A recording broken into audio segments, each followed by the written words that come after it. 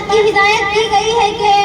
اے نبی اپنی بیویوں اور اپنی بیٹیوں اور تمام مسلمانوں کی عورتوں کو اس بات کا حکم دیجیے کہ اپنے اوپر تھوڑی سی چادر لٹکا لے، یعنی کلام اللہ شریف کی اطاعت کرنے کا حکم نازل ہوا ہے۔ قرآن پاک کی ایک دوسری آیت کا ٹکڑا ہے وَلْيَضْرِبْنَ بِخُمُرِهِنَّ، تو عورتیں اپنی اوڑھنیوں کو سینوں پر ڈال لیا کرے۔ اس آیت سے بھی مردوں کی جانب اشارہ ہے۔ مگر دوستو، جب مذہب اسلام کے روشن ستاروں سے کفر و الحاد، ظلم و جہالت کے بادل چھٹے، بے غیرتی اور بے حیائی کی تاریکیاں ختم ہوئے،